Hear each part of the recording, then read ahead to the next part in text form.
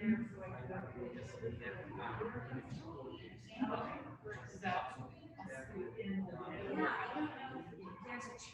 see us? Right here. Oh, great. One of them. Yeah, sure. And like, I just ask like little questions to get inside, like, what the chapter, kind of challenges and opportunities. Certainly, reach out to me and I'm sure we can do it. That would be just one thing that we in my life discussed initially, like in travel with the team, if you need 2 or 3 years, so sometimes you have to go abroad. Most of the time you cannot take your family yourself, so you have to just stay 6, 9 months. And we put your families for 11 months there. That's the military. My husband was, even though when we got here, he went from active duty to reservist, and then Desert Storm hit and all those other, desert, whatever, all hit, and he was activated almost 2 years, just about 2 years. And one summer, he was gone. He was gone also from May to September. And then, but and then when early on in our marriage, he had to go to so he was in Korea for over a year. So, those are the things, but like I said, I come from a military family, so I was like, okay. And it's hard. People go to military life, military spouses, and say that. And just about the time it gets, harder, spouses can take just about time to think that they're going to place, you didn't come home with this again.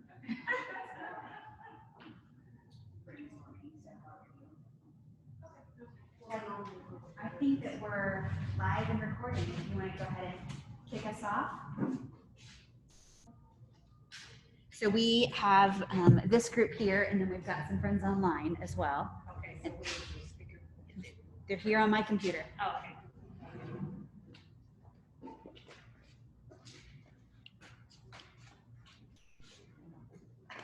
I'll scoot over. Okay. Good afternoon. We thank you for coming. This is Minority Enterprise Week OKC, and we're offering this to several businesses or small businesses who might want to increase their knowledge of whatever process they have going on. And we're so happy that the Thunder has agreed to facilitate this particular one.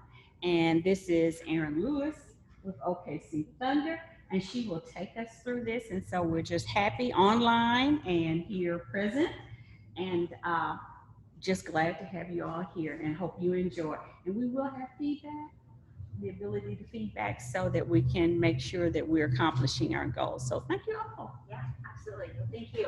And thank you guys for being here. Really appreciate it. Like she said, my name is Erin Lewis, and I am the Director of Brand Influence and Brand Identity for the Oklahoma City Thunder. I am in my 5th year with the Thunder, so I just celebrated my 4th year with the organization back in July, I think it was. But my background is actually in brand strategy.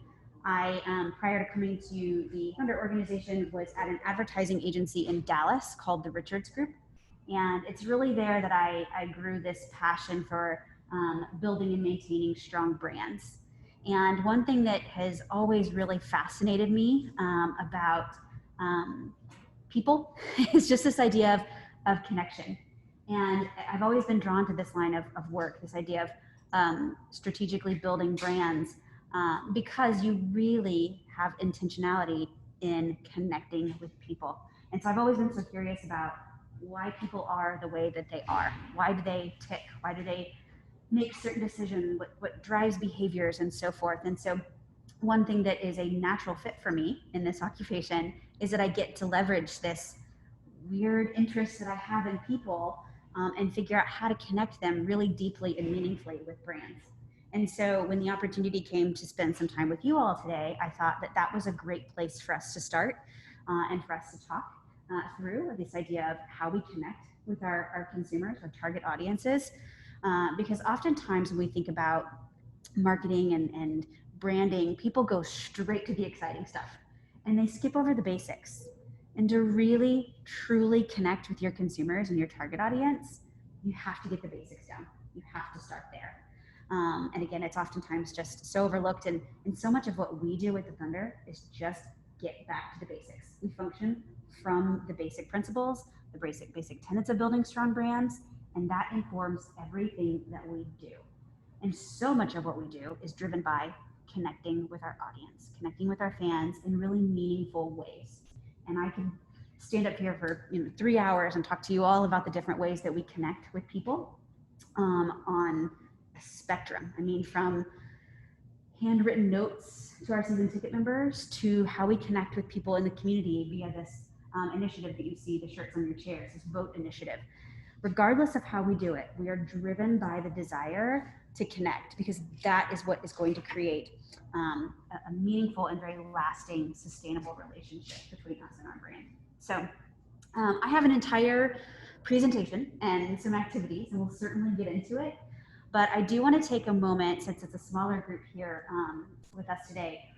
I want to make sure that you walk away from this with your big questions answered.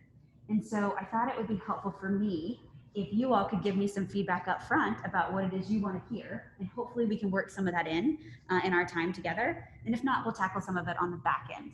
So I'll ask you all, put you on the spot to maybe introduce yourselves to me and let me know what your business is, maybe where you are in your life cycle of your business. And when it comes to marketing and branding, what's keeping you up at night? Or maybe what do you hope to learn during our time today? Put you on the spot, yeah. My name is Mohammed. I work for leader of Turkish House, which is a nonprofit organization. It's been serving the community since 2007. Our mission is to promote understanding, peace, and empathy acceptance through our educational, cultural, and interfaith events. So one of the things I like to learn is how we can apply marketing and branding for the nonprofit organizations, and especially doing this in COVID. Sure. What are the things we are supposed to do to get it ready? Sure. Okay. So how you can apply some basic marketing to connect with your audience, especially during the pandemic? Okay. Put you on the spot next. Yeah, I would leave, and I'm kind of in development phase Okay. of figuring out how to structure it. This is a good topic for you then, because you're at the basic levels right now, right? So starting from there, starting here at the basics is going to be, I think, helpful. Okay. I'm Tracy Servin. We are a tech startup named Possible By. We actually just graduated from the Oklahoma City Thunder Accelerator Program. Oh, terrific. Yeah, so we're still early on, but we help community-minded businesses process their sponsorship requests, and then we provide them a permanent location to share their stories of good. And social media is always changing, and so I'm interested to hear about what your basic principles are. Okay, well, great. Do you have anything you want to add, Ms. Joanna? Well, my name is Joanne Davis, and I'm the executive director of the Oklahoma City Black Chamber of Commerce. So that's one step. And of course, we're in the process of, as a result of COVID, I think everybody is re-strategizing and rebranding, Sure. trying Sure. to realign themselves with this new normal, quote unquote.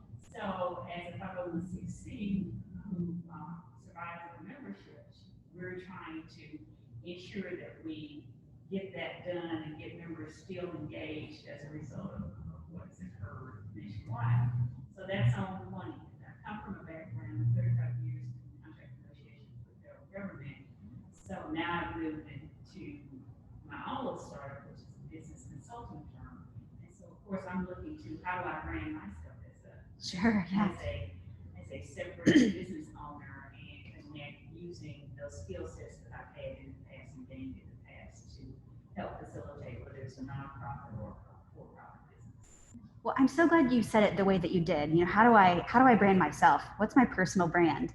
And I think what people oftentimes don't take the time to realize is that brands behave just like people, and likable brands are just like likable people. And so it's really important to establish a likable brand, one that's also relevant. You have to, again, get back to those basics. And I'm going to sound like a broken record here, so bear with me a little bit.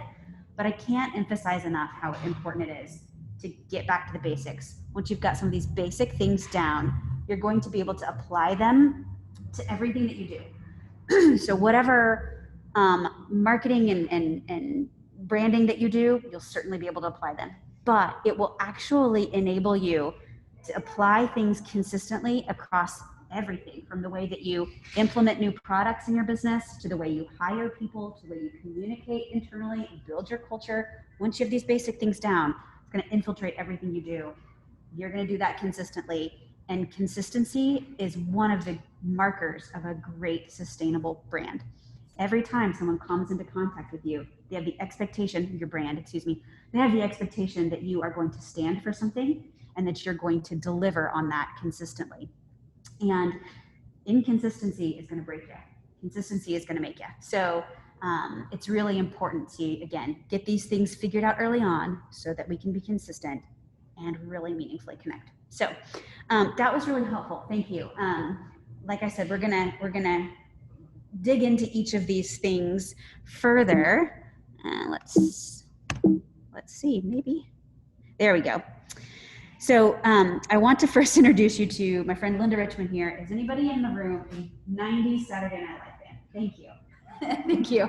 So Linda Richmond, if you're not familiar with her, she's just this big-haired woman from, I don't know, probably like Long Island or something. She's got a really thick accent, and she does coffee talk, and she tells people to talk amongst themselves. And so that's what I want Linda to encourage us to do through several points during our time together today, is just remind us to talk amongst ourselves, because we're going to have some little periods where we can either discuss things as a group, or maybe you take a little time to yourself and just think about some things, or maybe you discuss it in smaller groups. We can be flexible, but this is our friend Linda, and she's going to help us remember to talk to each other as we go forward. So when I think about this topic of how you connect with people, and or even how you build a strong brand, there's one book that comes to mind every time. And it's an older book. It's called Love Marks. It's written by this man named Kevin Roberts, and he was the CEO of Saatchi & Saatchi, which is one of the most well-known advertising agencies in the world. Big local practice. You name it, they've done it, or an award, and they've won it. But Kevin has this really interesting theory in this book, and it's a really easy read. It's really digestible if you want to pick it up and learn more. Again, it's called Love Marks. But he has this theory that I agree a lot with. And again, old book, good principles that remain true over time, still things that we use in our practice at the Thunder today. So he has this theory that traditional marketing techniques are antiquated and they just don't work anymore. And you referenced it a moment ago, like social media is one way that we can connect. Even though it's not traditional, it's become the norm, and it is evergreen, it's ever changing. And we just hardly can keep up. And that's because we as consumers are changing. Our expectations of brands are changing. Our demands of brands are changing.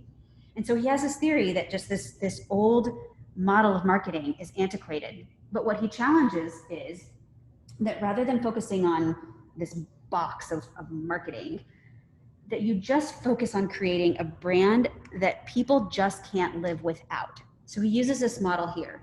You're looking for a brand that's got high love and high respect, right? So he actually uses a phrase that I love and I use almost every day in conversations.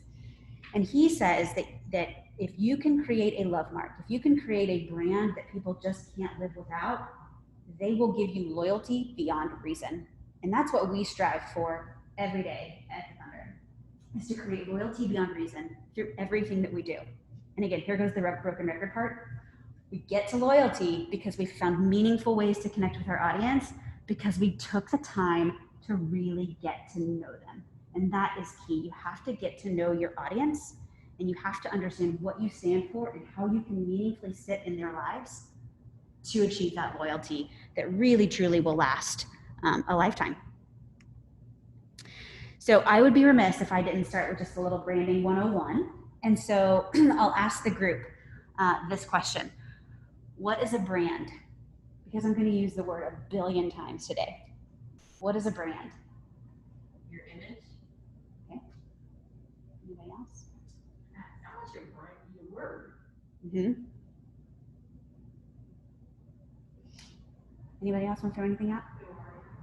Right? Who you are. Yeah.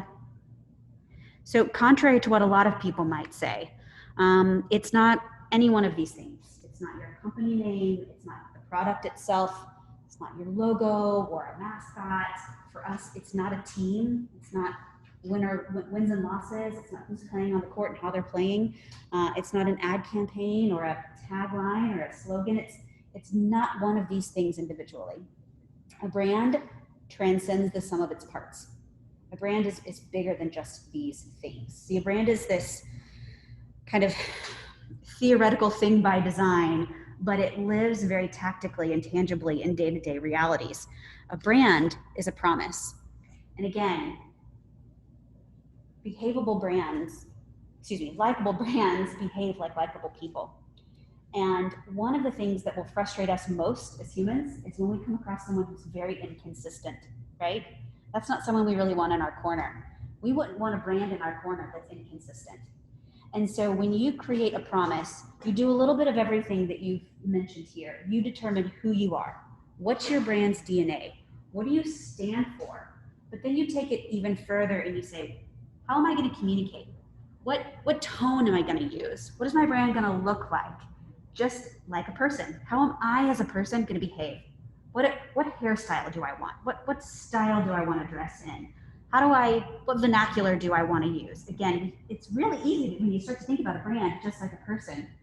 And just like we would with a person, we start to assign some of these traits to our brand, because then we can start to be consistent. And each and every time a person comes in contact with our brand, they have an expectation that we can meet. And that again is going to lead to loyalty, hopefully loyalty beyond reason for a lifetime. I've noticed over my my career that there are three great attributes. Excuse me, let me say that differently. There are three attributes of great brands that become great and stay great. Excuse me. Conviction, consistency, and connection. So first and foremost, when you determine what your brand's promise is, and let me take just a slight sidebar and say, when I say brand promise, it's all of those things that I talked about. But very specifically and tactically, it looks like having a strong positioning statement, something that identifies your target audience, your competitive set, your most compelling benefit, your personality or your tonality. It's all of those things wrapped into one. It's your total package, if you will. If you ever have the means to work with a strategic group that would help you define that brand promise, I would highly encourage it. If not, that's okay too. We're going to walk through some of those components today. These are really big, hard questions to answer. So I certainly don't anticipate that any of you will walk out with those answers today. But hopefully what this conversation does is equips you to continue to think about them as you continue to build your business. So once you have that brand promise, it has to be built with conviction. So you and your leadership teams, whatever that may look like, whether it's you or a business partner or a board, whatever that looks like, you have to have complete and total buy-in about that brand promise. Because if you don't have complete and total buy-in, no one's going to adhere to it. And then you're going to hit that inconsistency and it's going to break you at some point. So you have to have conviction to get to that second point, which is consistency, which we've already talked about, right? And then the third thing here is really the most relevant for our conversation today, and that's connection. And we've already talked about it a little bit, but there's such great value in getting to intimately understand and know your target audience. And that will, again, just position you for success as you move forward. And I know that probably feels like, okay, are we going to talk about marketing? Are we going to talk about advertising? We have to get back to this stuff, because if we don't determine this stuff, it doesn't matter what ads we put out into the community. Doesn't matter what we're doing on social media. We have to determine how we can very meaningfully connect with our audience. So we're going to take some time and we're going to walk through how we can do that. So don't let this word scare you, but we're going to talk about research a little bit. I always advise that you start with 3 buckets, if you will, right? So you have this basic structure here. And as you do your quote unquote research, which again, we're going to make less scary, you can start to categorize information in 3 different buckets. You've got the consumer. So this is where you're going to learn all about your target audience. Who is it? Who is your ideal prospect? Who is it that you want to reach? Your category, that's the industry in which you compete. So if they weren't going to choose your business, who else might they choose? And then third is, category. And then third is your company. And so that's where you explore yourself. You could start with like a basic SWOT analysis, right? So what are your strengths, your weaknesses, what opportunities and threats? That's always a really basic, easy place to start. If you have stakeholders like a board, you could start doing interviews with them to understand everyone's vision, but it helps you understand, again, who you truly are, what your drivers are, what's driving your organization, so that you can further determine that DNA that we talked about. But ultimately, if you categorize these in these 3 buckets, you're aiming to hit that sweet spot. Hopefully you'll find an overlap there where you can really identify that sweet spot. So, like I said, you can use all types of research to get that information for those 3 different buckets. There are a lot of different kinds, and again, it doesn't have to be a big, expensive, scary thing. You can have secondary research, for example. Someone else has already gone out and done all the work for you, and you're just taking in and absorbing all of the insights. So if you're going to get online and you're going to start searching, or you're going to use a search tool or engine or anything like that, that's secondary. And again, incredibly helpful and useful. Or you can do primary research, which is where you get out and you can do it on your own. You can build a survey, which is quantitative. You use a survey when you want something, a very specific answer. When you need numbers, you need data. When you're looking for something more definitive, you can use a survey. You can build your own. You can work with someone to help you. Online has so many great resources right now that equip you to do whatever kind of research you want to do. Or you can do qualitative, which is really my favorite kind of research. This would be like your focus groups. It's more directional, it's a little more casual. I really like it because, again, I am so driven by connection.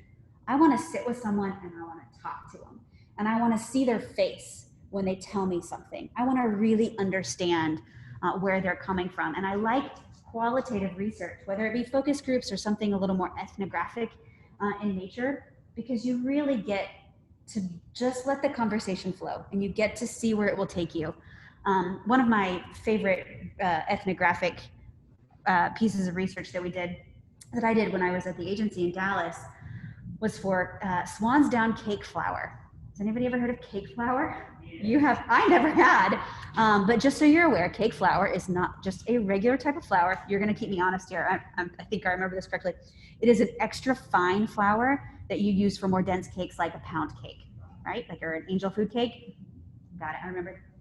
But what I got to do is I got to go into people's homes and bake with them so that I could understand how this product, cake flour, there are multiple types of cake flour on the shelf at the grocery store. Why do they choose that one brand? And how does this one brand and this activity of baking fit into their lives? Why is it so meaningful? And it was fascinating. It was, again, probably my most favorite project because I got to really understand just how much baking means to people. It is a generational, emotional tie that has been passed down through families. And I cannot tell you how many times I heard, well, I just use swan's down because that's what my grandma used. Like, I don't really have another reason. But what that told me is that person baked for a reason. They were driven to make the purchase of the swan's down in particular because of their grandma, because there was that emotional and generational tie. So then I understood when I'm communicating to this audience, it doesn't necessarily need to be about the tactical attributes of this cake flour. I don't need to talk about how fine it is or exactly what the cake is going to taste like. I need them to reminisce about when they would bake with grandma when they were little.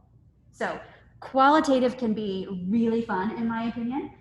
It doesn't always have to be fancy either. You know, we of course do some focus groups and things at the Thunder, but one of the things that I do on a regular basis is I just get out and talk to people.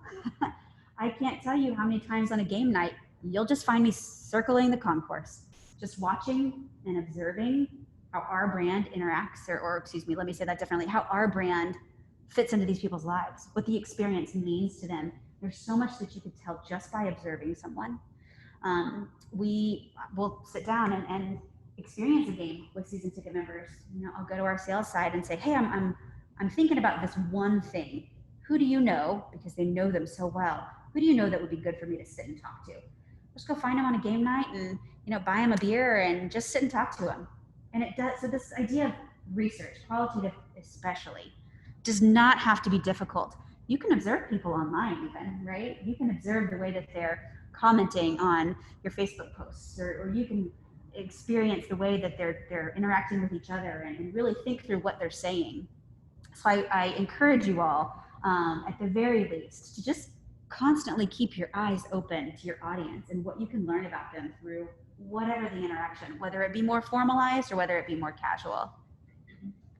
So when you're going through research and you're putting things in these categories, what you're looking for is insight. And I say that word a lot, and I love this definition. An insight is a truth that changes the way you see the world, or changes the way you see something. So anytime you come across a little nugget that makes you kind of go, huh, that's interesting, throw it in one of those buckets. So all of this to say, however you decide to do it, I would encourage you to get to know your audience, really know them. So when you think about marketing and advertising, a lot of times what will first come to mind when we say, what do you know about your target audience? People go straight to demographics, right? I know that they are within this age group and they're females and their household income is this much and their zip code is that much and blah, blah, blah, blah, blah. That is certainly helpful. I do not want to dismiss that. It is very helpful, particularly as you're planning media and targeting.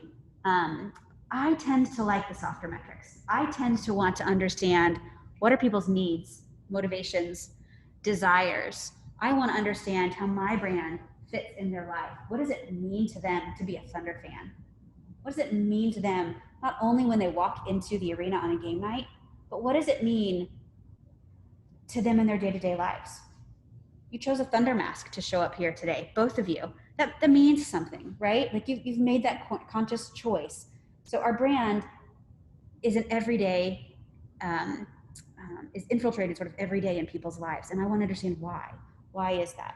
So I tend to push my team to find and uncover these types of insights more so than the demographic. And again, I don't want to dismiss the demographic. It's certainly important, but the psychographics to me are really the sweet spot when you're trying to understand who your target audience is, who your consumer is. And we've already said this. So it's time for us to take Linda's advice and we'll talk amongst ourselves for just a minute. What I want to ask you to do is just take a few minutes. And again, we can be flexible in how we do this. We can do it as a group. Since there are a few of us, our friends online can take a few minutes to themselves, or they can use the chat feature to speak with each other. But what I want you to do is just take a few minutes and think about your target audience. What do you know about them? Who are you trying to reach? And again, I'm not necessarily concerned with, are they women aged 18 to 24 who live in 73071 zip code? Like, not today. That's for another time. Let's talk about what you know about your audience. So I'll give you a couple tips here. When you're defining your target audience, this is the group that's going to be attracted to your brand. Again, we're leaving the demographics behind and we're pushing towards the values, the needs, the motivations. This, however you choose to find them, this is going to be what separates terrific prospects from unlikely. And if you have a really wide audience, you're going to try to find some commonality among them. You're going to find a red thread, if you will, among those different segments. So this will unify all the good prospects across various segments. I'll give you some examples from my past. Chuck E. Cheese's, families who want to revel in the fun of childhood. MD Anderson Cancer Center, fighters. Again, cancer does not discriminate, right? Anyone could have cancer at any point in their lives. but the one commonality among anyone in their target audience is that that person is a fighter, regardless of their age, income, where they live. And I would say that that applies even to their boards, to people who they want to donate. All of those people are fighters, or they can, that idea of a fighter really resonates with them. Motel 6, frugal travelers. So they have to be on the road, and they have to be a little bit concerned about how much money they got in their pocket. The Home Depot, people on a never-ending quest to improve their homes. And Chick-fil-A, choosy people in a hurry. So the fact that they're choosy, that's really important, right? Like that's what's going to be the difference between them sliding into a Chick-fil-A drive-thru or a Taco Bell drive-thru. So take just a few minutes and think about this. We'll start with like 3 minutes, and we'll just kind of see how it goes. And then maybe we can share with each other. Again, we'll be flexible about it. Is it helpful if I leave these up here for you? Okay, great. I'll go ahead and leave them up. And just take a minute or two, 3, I guess we decided, and think through your target audience. How would you define your target audience? What's your version of this? And again, this is a really hard question to answer. So just getting started today is good enough. We don't have to have the perfect answer.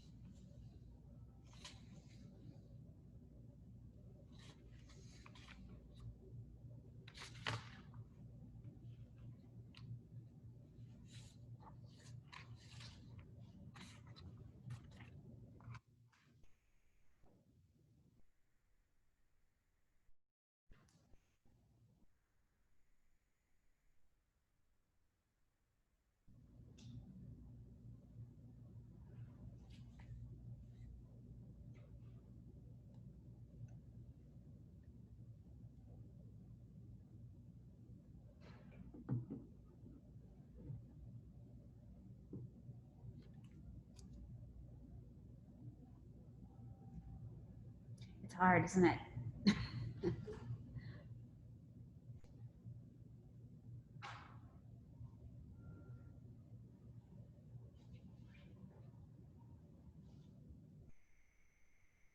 Take about a minute more, and then we'll, if you're up for it, we'll share some ideas.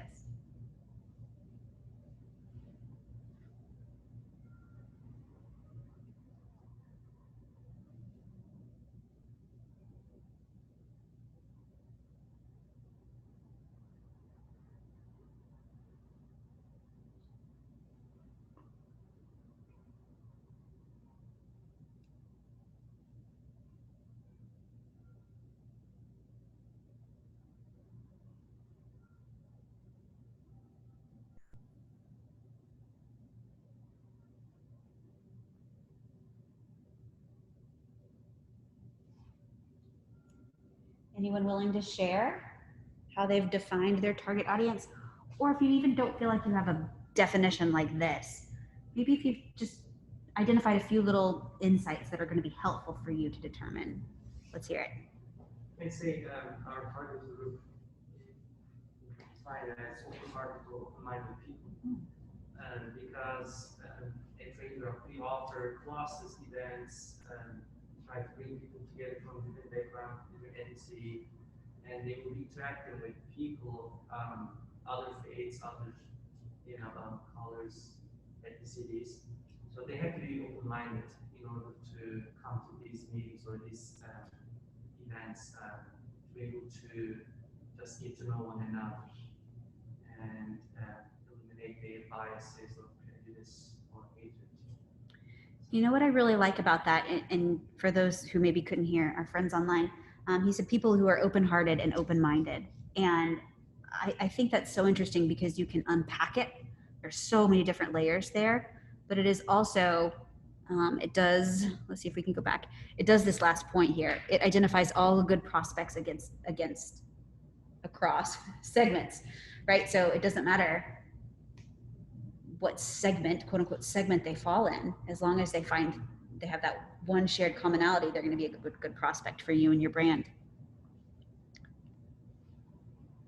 Anybody else? Well, you talk about even the demographics, but when you're under the auspices of the Black Chamber, the demographic begins with Black businesses.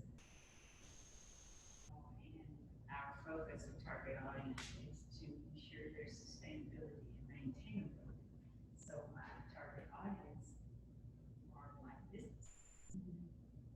I have to define them because that is my target audience. Could you push it to find commonality about those businesses? Again, commonality in those that, you know, it's multifaceted. It's startups, it's those that are in the middle phase, and those that want to see growth, you know. So how do you draw that line? Question I would have. Yeah. Because again, it's about creating, but sustaining and maintaining. I'm so glad you couldn't have set me up better for my next point. That's why it's so important to do research. And again, I know that that's a big word and it can feel overwhelming and it can feel really costly. But if you're working with an organization or even doing the exploration for yourself, what I would assume that you would find is among all of these business owners, there's probably a trait, a personality trait, something about who they are innately that is a common thread throughout all of the different types of business. There's something in them that's driven them to be business owners. There's something that's driven them to be in the position they are today. There's something about their demographic segment that has also got to come into play. You know, who they are, that shapes who they are and how they think and how they make every decision.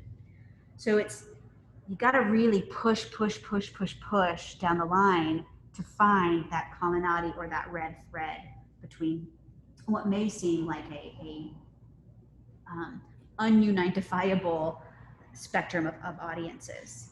I'm trying to pull back the onion. Yeah. Is the desire to be their own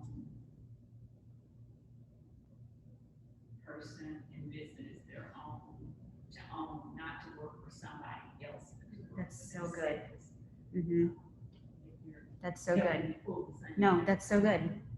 And you could make the words pretty over time, right? Like you can start to chip away at that and formulate it, but that's an emotional connection between this is a Black business owner and this is someone who is in this because they want to work for themselves. They want to excel. They want to succeed. They want to do all of these things. I'm getting a little bit tongue-tied, but that is an emotional connector beyond just how you would classify them. So that was really good. Anybody else? Any additional thoughts? People want People want to enhance their community. Yeah, that's a good one. That's good. Ours would be similar, be community minded, community involved, and give back to their communities. This allows you to start to develop content specific to what's closest to their heart, right? Correct. Originally, I focused on the Asian community. But after you heard my comment here, yeah. But I kind of did a wired one where it's like those who are passionate and compassionate about preserving and promoting their cultures. Good. I think that applies a lot to what you were saying too, right? That's really good. I like that one a lot. That's terrific. Well, hopefully our friends online have had some good conversation and or time to think about what their target audience, how they might define their target audience. We were going to have Linda remind us, but we got it. So after you spend time really thinking about your target audience and getting that into a very solid place, you can start to think about yourself and your brand, your business. You can start to identify your most compelling benefit. So your most compelling benefit is what sets you apart from all the others in your category. This is what you do best. I like to think about this as a bullseye. Your most compelling benefit identifies what you can uniquely provide, and it intersects with what your consumers need and want. So you have to know them well enough to know how you can uniquely exist in their worlds. So you've got to find a way to marry those two things. Can't do the first without getting to know them.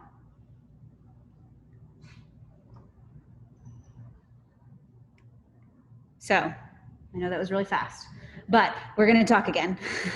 So when you're thinking about your most compelling benefit, because again, these are two really important pillars. And by the way, when I used to do branding workshops, we would spend entire days doing this, like start at 8 a.m., finish at 6 o'clock, and most of the time we'd get done. So we're like just hitting the tip of the iceberg here. But these are two really important things that you can start to work on so that you can every day build your brand. But once you have these things at least considered, that building your brand in a consistent way becomes a little easier. So when you're defining your most compelling benefit, this is the one thing. What's the one thing that your brand, your business does better than everybody else?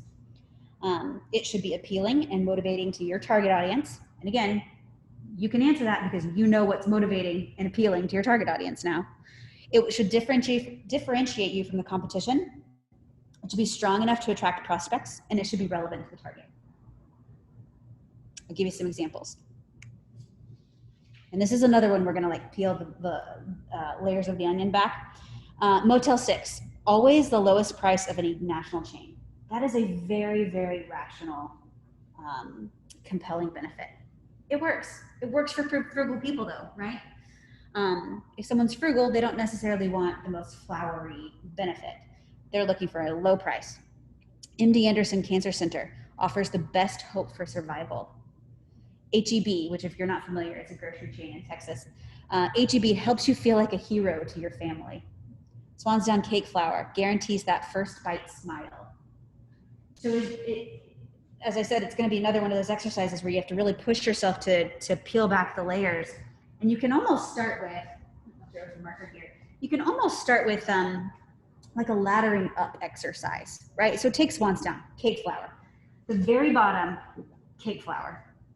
You ladder it up. Well, it's very fine cake flour. Well, what does that mean? So what? It enables you to make wonderful cakes. We already know this is an emotional category. You've got to give me a little more. What does having a delicious cake look like?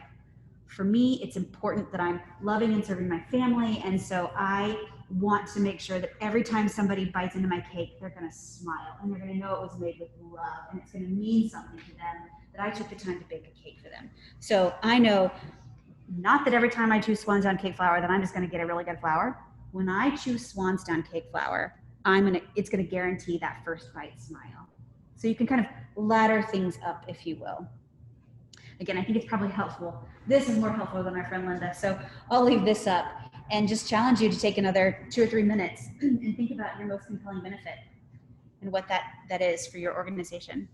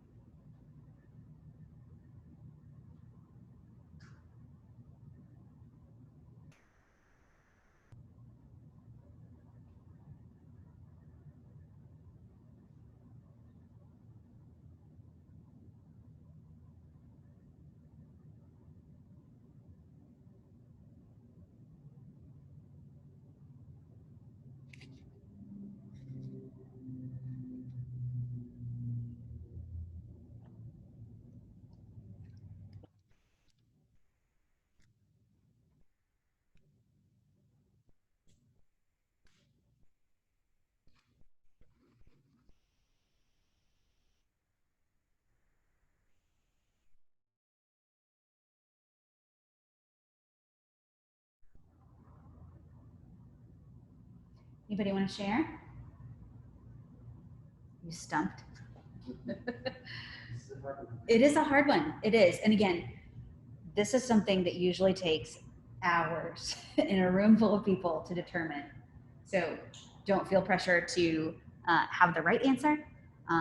Even if you just started to jot down some notes, that's a good starting point. This is going to be something you're going to figure out over time.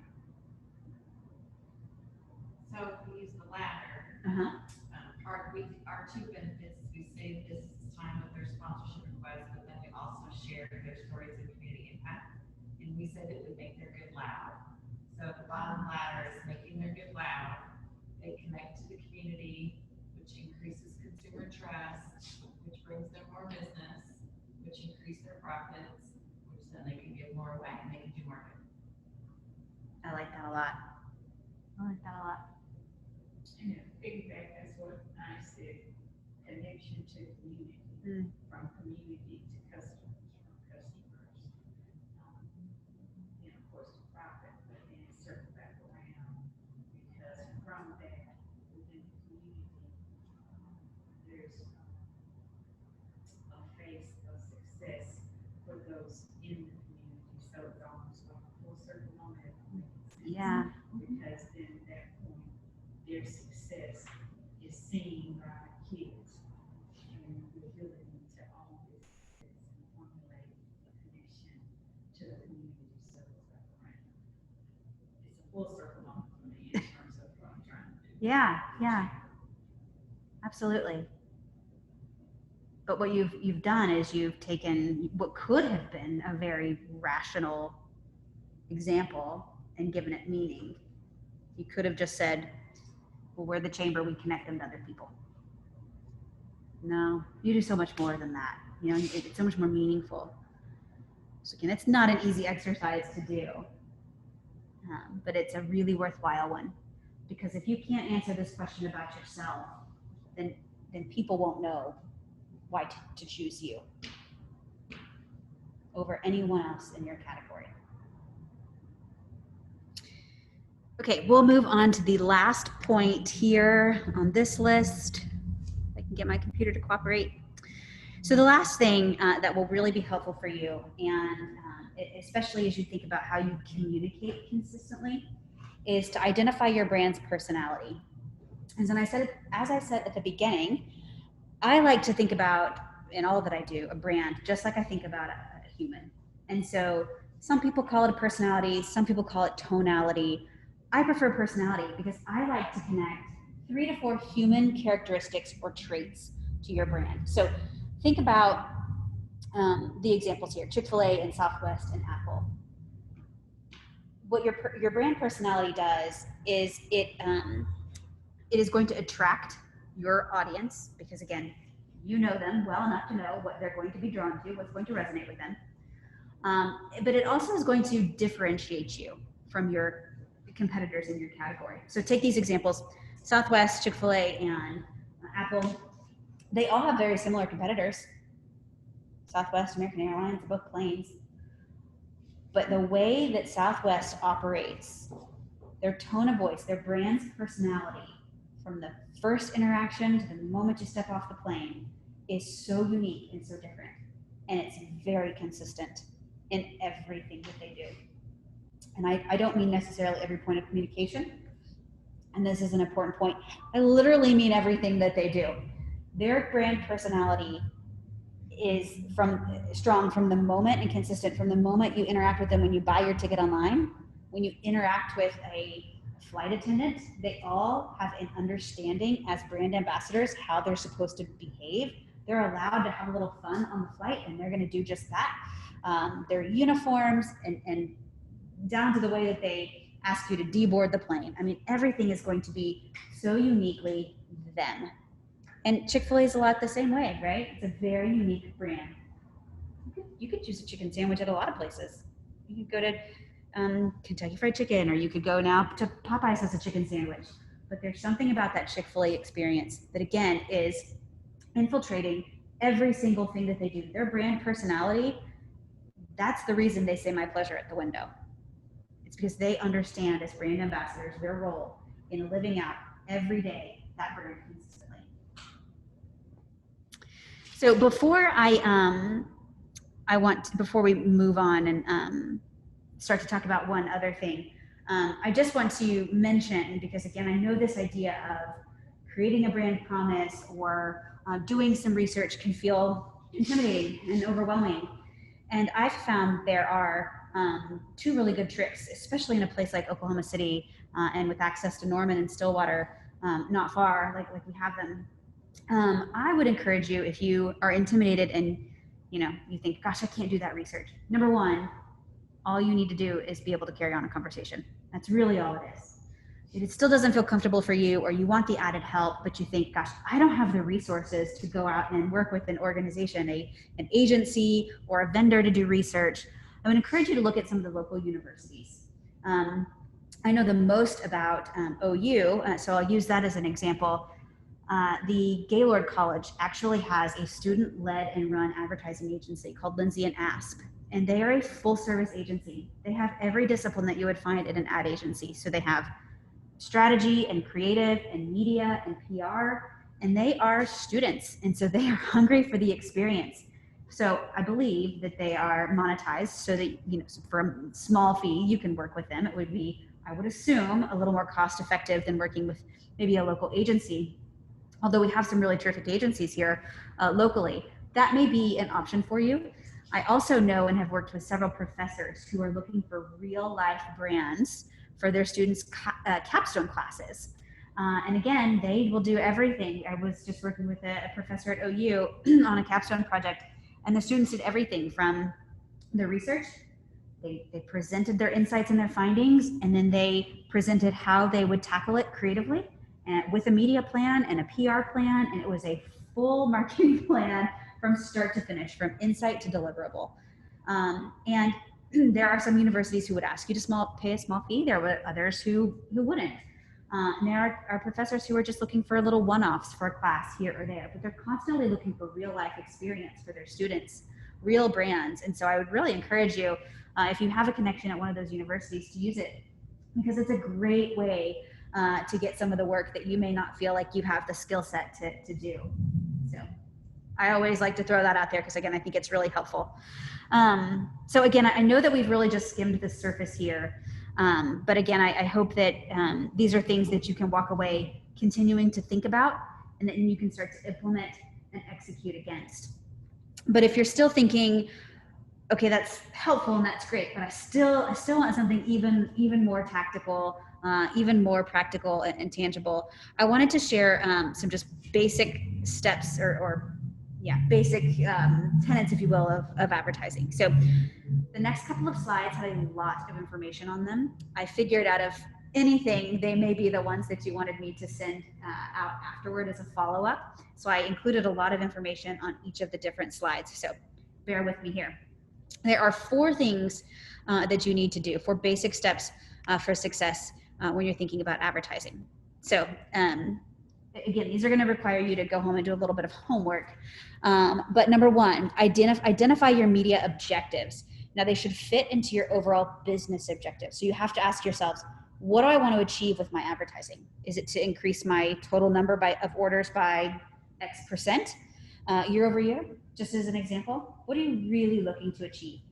And I have to tell you, identifying objectives is one thing, that's one basic that I feel like I constantly push people back towards. So often we get caught up in little executions here or there, or we get excited about an idea, and especially when we're evaluating things, we have to always ask the why. What am I really doing? What am I really hoping to achieve with this? So identify the media objective, make sure it's measurable and it's time bound. Then you identify your media budget. How much are you going to spend on advertising efforts? So I thought this would be helpful for you. Best practice recommends 7 to 8% of your gross annual revenue on marketing and advertising. So just a general best practice. Then you're going to identify your media strategies. So how are you going to achieve that objective that you set for your media? So for example, you use highly stylized lifestyle photography and videography to really highlight specific products, or you can utilize highly targeted digital and social media ads to reach relevant users who have interacted with your website in the last however many days. So there are lots of ways that you could do that. But again, your strategy should be actionable and specific.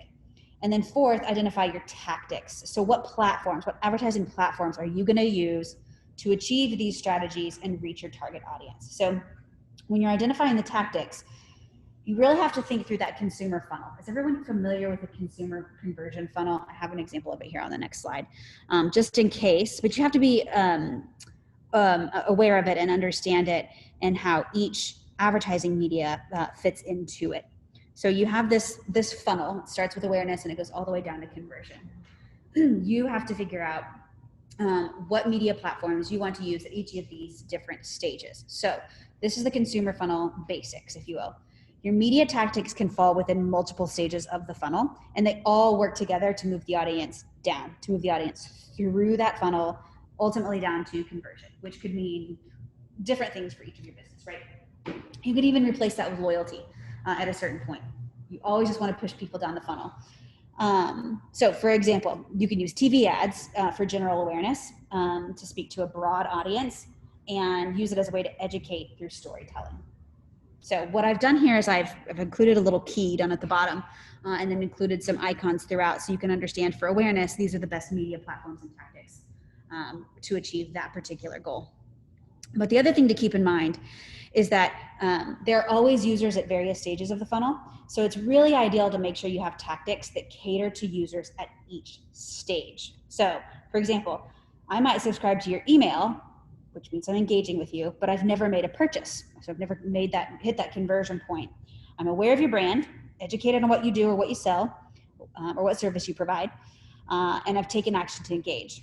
So you would reach me by utilizing tactics that allow for hyper targeting, so getting really specific to who you're targeting, and direct me straight to converting, so purchasing a product or filling out a form or whatever you identify to be at that stage. So lots of things to consider as you think through what platforms you may use specifically. So I know social media often feels like the probably easiest, most accessible thing, but you'll see that that's maybe not always the best thing to hit whatever objective you may have. So I wanted to leave you finally, and I can make sure that we send this out. I wanted to leave you with a few just free resources that might be helpful for you. If you are working with an ad agency to create your ads, they can help you do a lot of the media buying and placing and even creating. But if you're going to choose to do some of that yourself, these are some tools. There are some tools here, that will help you. So some just general tools. There's Google Analytics. Google My Business is a great one. That's the picture here. So if you can see up here in the right corner, what it does is it is a function that enables your business or your brand to come up in a search function, just like that. So there's a Twitter and Facebook Manager, Google Ads, Facebook Blueprint, Grow with Google, which is hard to say, but hopefully that at least will get you a good basic start in your advertising and your marketing specifically. So that is all that I had for you guys. Well, let me ask one more question. See, this is why I have to have Linda to remind me to stop and ask. I'll ask you what success you've had in advertising, if you've done any at all. No? Nobody's done any? We just did our first Google paid ad on social media. Okay. We have it tomorrow, we're meeting to do some things, to look at the analytics. Great. Well, good luck. That's exciting. That's exciting. The great thing about paid assets or paid posts on social is that you can really get very targeted with your audience. You can be very specific about who you're going to reach. That's one area where demographics comes in really useful. You get great analytics on the back end. You can also boost it. So social media is a really terrific way to reach, for sure, depending on what your objectives are. Okay. Well, yeah. I think last year we used Facebook advertising very successfully because we were able to reach out to new people for our festival, Oh, great. Because throughout the festival, we just randomly ask people how they heard about these events, and a lot of them would be like 80 to 90% of them said that we just. Great. That's terrific. That's really great. Yeah, absolutely.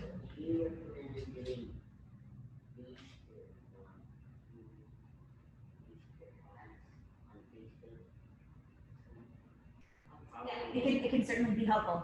Yeah, we do. It is so dependent on a whole set of objectives. And so it's hard for it to answer very specifically because it's so dependent on a variety of different things. But we do it often. So I certainly would suggest it. I want to leave you with one thought. Someone way smarter than me said, the strongest brands take advantage of every opportunity to consistently reinforce what they want their brand to stand for in consumers' minds. Ultimately, earning their trust and loyalty, the opportunity starts from within. And I would add that you can't do this without intimately understanding your audience. And you better do it consistently. So I don't know if, at the risk of saying, if I haven't bored you or confused you enough at this point, I would be happy to answer any questions or